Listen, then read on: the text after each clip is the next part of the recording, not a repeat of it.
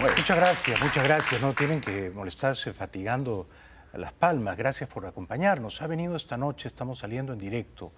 Es primer lunes de febrero, 3 de febrero. Ha venido el escritor y intelectual venezolano Asdrúbal Aguiar. Un aplauso para él, por favor. Gracias. Buenas noches, Asdrúbal.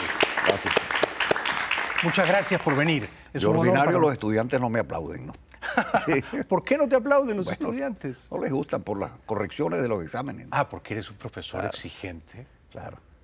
Eso ha cambiado en Venezuela, por cierto, ¿no? ¿De qué manera? Creo que Maduro tenía razón cuando decía que éramos territorio libre de alfabetismo, ¿no? Sí. Tenía razón sin darse cuenta. Sí, tenía razón sin darse cuenta. Sí. Tú eres un profesor sobre todo de Derecho Constitucional, ¿verdad, Asdrúbal? Mira, Derecho Internacional y Derechos Humanos, ¿no? Sí. Yo fui un tiempo juez de la Corte Interamericana y concentré mi formación en todo lo que tiene que ver con la doctrina democrática, ¿no? Sí. Tan vapuleada en el hemisferio. Sí. Pero nosotros no tomamos conciencia ni nos damos cuenta de que la herencia democrática nuestra, al margen de los dictadores, fue el producto de una decantación intelectual que arrancó en 1826. Por eso la Carta Democrática Interamericana, esa que se encargó de enterrar José Miguel Insulza, sí, tiene 2 estándares de la democracia que son el producto de una elaboración teórica e intelectual que lleva muchísimo tiempo y que simplemente, bueno, la han despachado de una manera irresponsable en el momento actual, ¿no? La han despachado, la han despachado. Permíteme hacerte una pregunta. Los propios presidentes. Sí.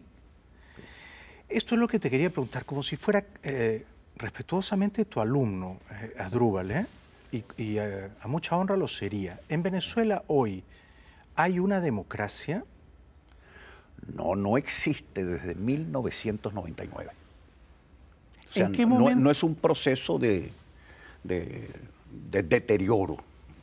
Pongamos el ejemplo, el deterioro que ocurrió en Perú con el caso de Fujimori. Sí.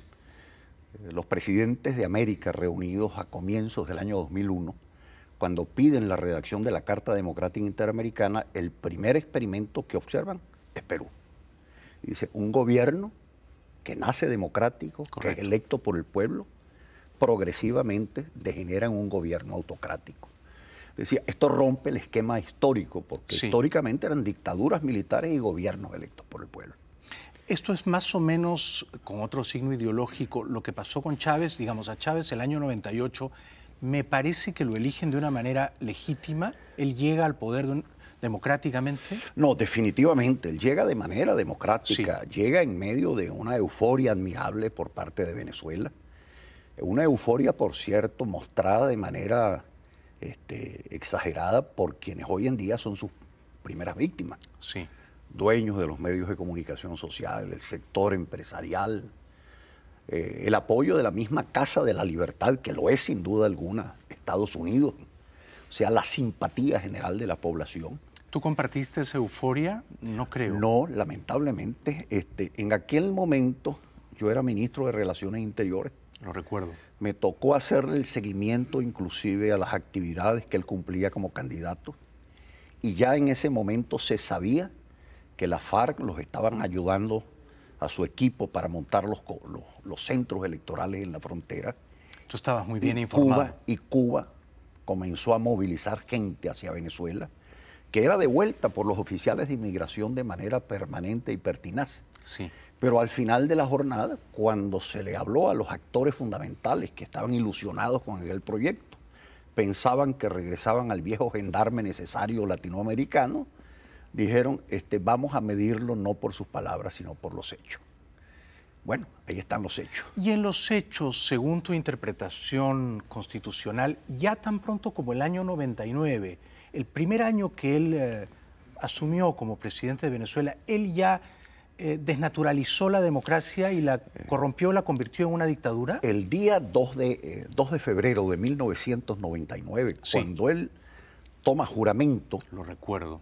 Toma juramento ante una constitución moribunda. Sí.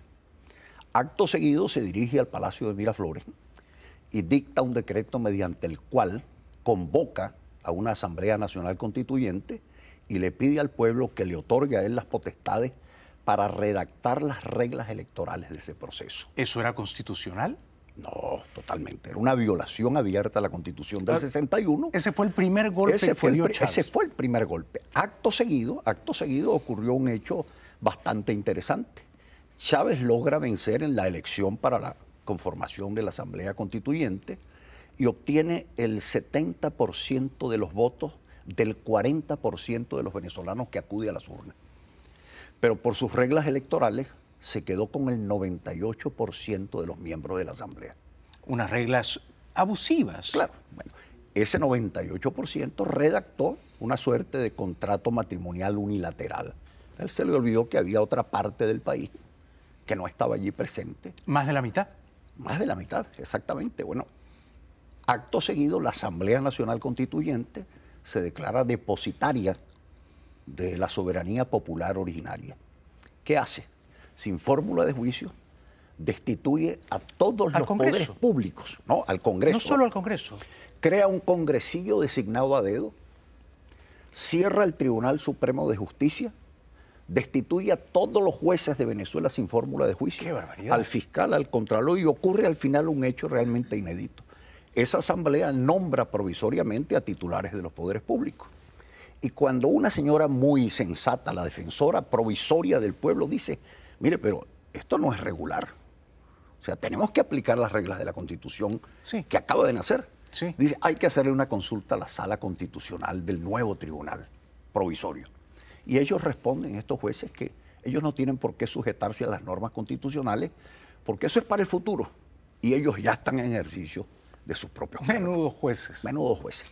En la tarde ocurre un hecho que explica lo que pasa 15 años después. Perdóname que te interrumpa. ¿En la tarde de qué año estamos hablando? Esto ya no es 99. 2 de febrero de 1999. Todo esto el 2 de febrero del 99. Hugo Chávez Frías, en pleno desfile militar, en presencia de la presidenta del Tribunal Supremo de Justicia y en presencia del ministro de la Defensa, se voltea a ellos y les dice, señora presidenta, señor ministro de la Defensa, ¿ustedes creen que robar es un delito? El que roba lo hace por necesidad. Al día siguiente comenzaron las invasiones de tierra en Venezuela con una prohibición presidencial de que la Fuerza Pública y la Guardia Nacional actuasen. Y resumo ese capítulo en esto. Hay un artículo que, por cierto, no leen con cuidado los estudiosos de esa Constitución, artículo 3. ¿Qué es lo que dice? Ese artículo, cuando se redactó originalmente, decía de manera muy breve, la función del Estado es respetar y garantizar los derechos humanos. Chávez le agregó una coletilla. La función del Estado es desarrollar la personalidad de los venezolanos y de las venezolanas. ¡Qué barbaridad! Bueno. ¡Qué barbaridad! Bueno, no ha cumplido con el mandato de su propia Constitución. Bueno, no, lo trágico es que a lo largo de 15 años y hasta el día de su muerte, violentó su propia Constitución 177 veces. Bueno, esto es algo que yo acabo de escuchar de tu boca y me he quedado, por supuesto, pasmado. Es decir, que en tu opinión, y tú lo dices todo muy tranquilamente, Venezuela es una dictadura desde el primer día que Chávez asumió el poder, ¿correcto? Así es. Y desde entonces Chávez le dio a la democracia venezolana 177 golpes. ¿Esto lo has contado tú en un libro, Asdrúbal? Sí, Historia Inconstitucional de Venezuela, pero para que la gente Historia nos entienda. Inconstitucional de Venezuela. Son la suma de todo el registro de todos los 177 golpes del chavismo en Venezuela. Está en Amazon, ¿verdad? Es la guía de navegación de lo que ocurrió en Venezuela. La guía de navegación del Titanic. Y de lo que se ha repetido ya en Ecuador, en Bolivia, y paremos de contar. Hay que leer ese libro. Yo, por supuesto, lo voy a buscar esta noche en Amazon. Sí, pero no quiero exagerar porque la gente puede decir, bueno, usted está haciendo ahí especulaciones, ¿no? Vayamos directamente a lo concreto. ¿Qué es una democracia? Derechos humanos. Es el primer requisito. Sí. Venezuela tiene 200.000 homicidios en el curso de 15 años y se retiró del sistema interamericano de protección de derechos humanos. No cumple con ese requisito. La democracia es acceso al poder conforme al Estado de Derecho. Nicolás Maduro Moro, que era vicepresidente, tenía una prohibición constitucional de ser candidato presidencial. Te ruego que te detengas un segundito allí para luego seguir iluminándonos. Gracias por estar aquí, Asdrúbal. Gracias. Porque de eso versa este libro que tú has escrito, ¿verdad? El golpe de enero en Venezuela. En el que tú aludes, tenemos que ir brevemente a la publicidad, al golpe que uno más, no sé si era el No, 178. eran los dos primeros golpes bajo el régimen de Maduro. De Maduro. Así es. Y explicas por qué Maduro no podía, con arreglo a su propia constitución, No podía ser presidente. ser presidente.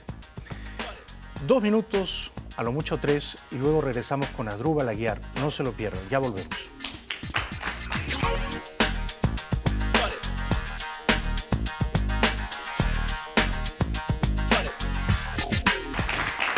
Muchas gracias, muchas gracias.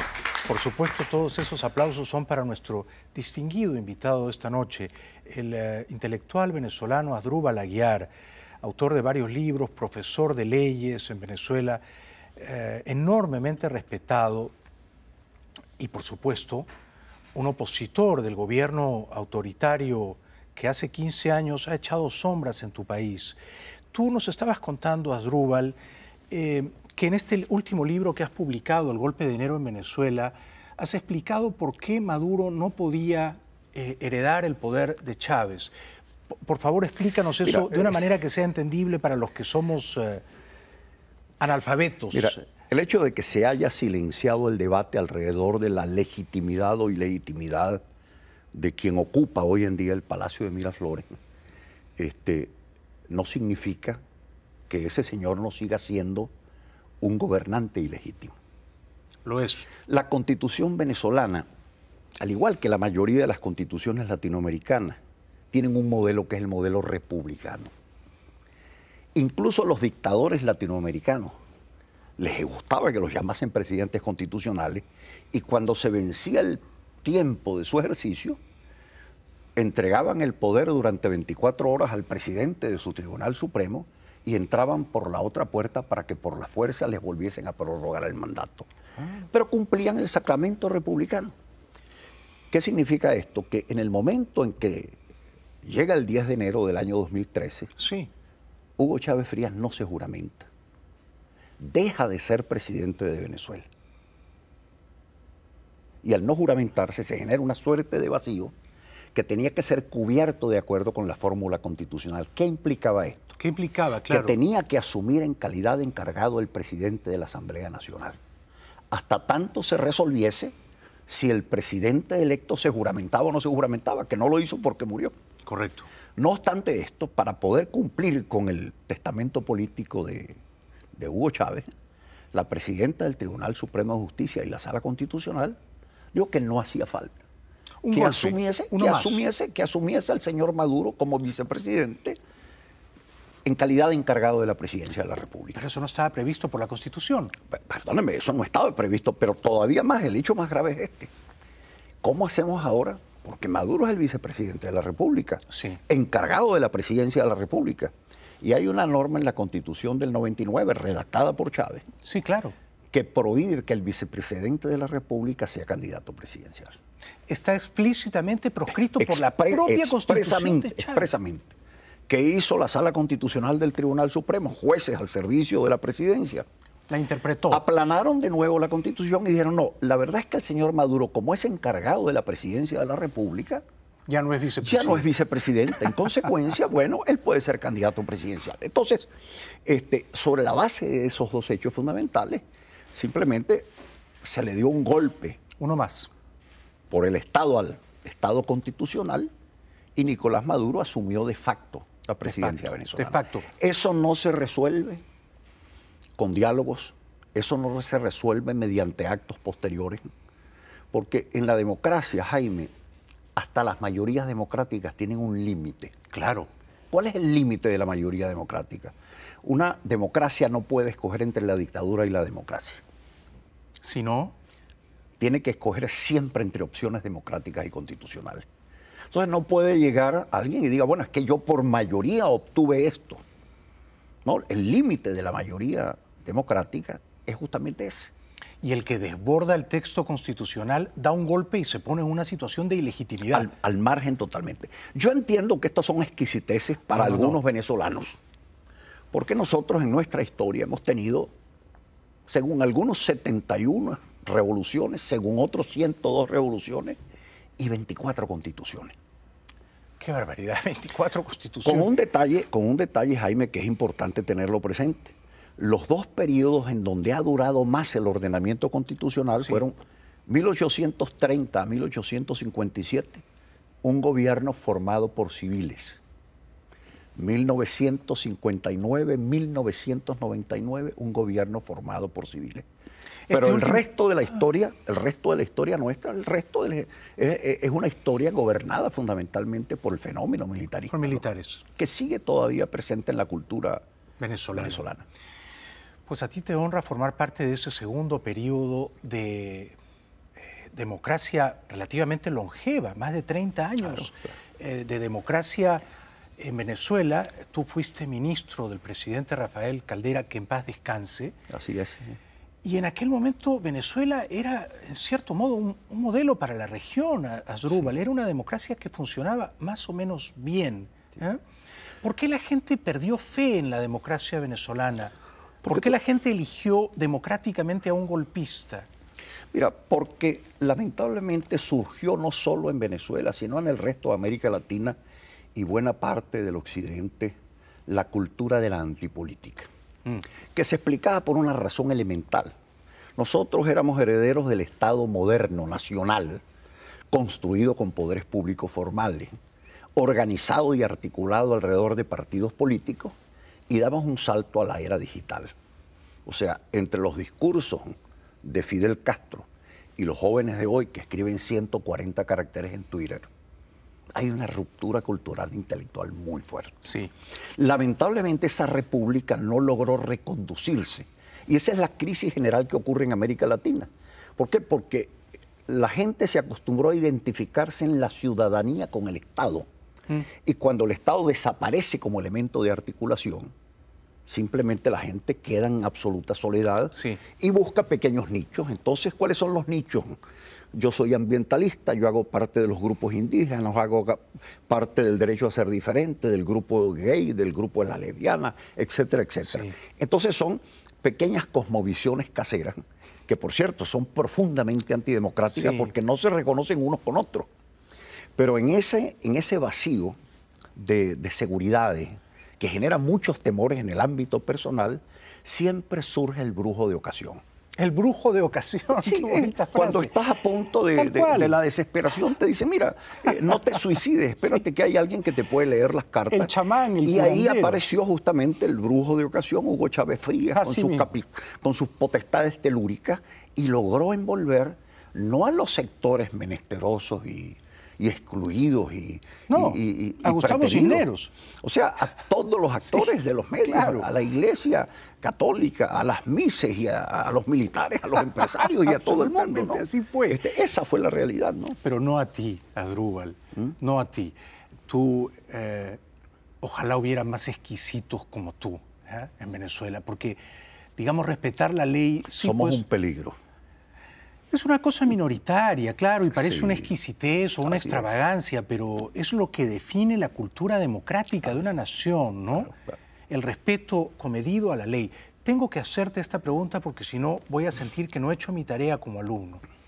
Cuando el presidente Rafael Caldera, que en paz descanse, amnistió al golpista Hugo Chávez... Sobreseyó. Fue... No dudo de sus buenas intenciones, pero a la luz de la historia, ¿fue una decisión acertada o errónea? Mira, los venezolanos normalmente dicen, ¿cómo es posible que haya tomado esa decisión? Cuando en definitiva, eso lo hizo presidente. Se parte de una primera premisa equivocada. Chávez no fue presidente por un sobreseimiento. Chávez fue presidente porque de manera militante y manifiesta lo acompañó el sector económico, los medios de comunicación social, la Iglesia Católica, las reinas, los militares, los beisbolistas, los extranjeros. Aquello era una cosa que inclusive generó hasta ciertas dificultades durante la prisión de Chávez, que se le movía del cuartel San Carlos a la cárcel de Yare, porque las pobladas de visitantes desde el exterior y del interior eran realmente admirables. De manera que no era ni la voluntad de Caldera ni la tuya. Entonces no era la voluntad hacerlo. En segundo lugar, hay otro hecho que es importante, que la gente no la conoce históricamente. El proceso de pacificación, vamos a llamarlo así entre comillas, no es obra del presidente Caldera. Lo que pasa es que se le identifica porque él fue el líder de la pacificación frente al movimiento guerrillero en su primer gobierno. Claro, por supuesto. Durante el golpe del 4 de febrero Con Carlos del 92, Andrés cumpliendo un papel protagónico. Claro, durante el 4 de febrero del 92 participan de la asonada militar 672 oficiales y suboficiales profesionales de carrera. Una vez que concluye el golpe, en un proceso de reflexión muy personal, quien toma la decisión de la pacificación es el presidente Pérez. Y él ordena la pacificación de todos los militares. Por una razón, él decía, no puedo tener a 600 presos. Comprensible. Y el hecho de que sea la dimensión del golpe, algo está indicando. Bueno, regresaron a las Fuerzas Armadas como oficiales activos, lo sacan a él de la presidencia mediante un golpe de Estado formal, eso hay que revisarlo desde el punto de vista autocrítico, asume el presidente Velázquez, continúa el proceso de pacificación y al final le queda a Rafael Caldera los 4 comandantes.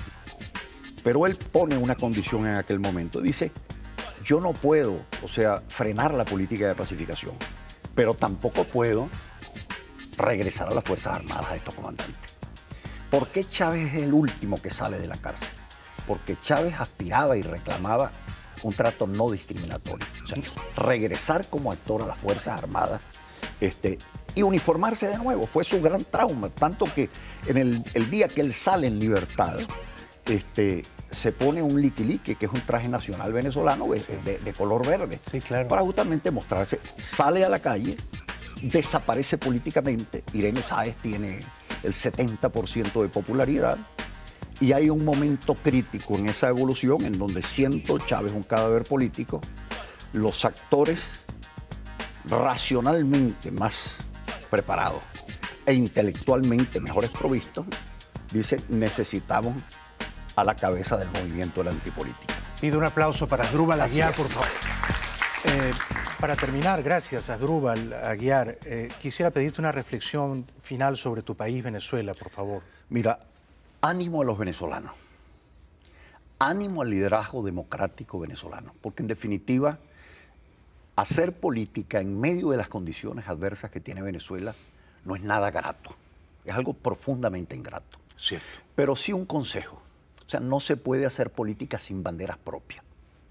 La bandera de los venezolanos no puede ser el respeto a la Constitución. Cuando tienen en las manos una Constitución personalista, centralista, presidencialista, militarista, la antítesis de una Constitución esencialmente democrática. Necesitan despertar un sueño, un mito movilizador que ilusione de nuevo a la gente. Y es lo único que le permite a la gente, en medio de las dificultades, aceptar inclusive el desafío de caminar por el desierto.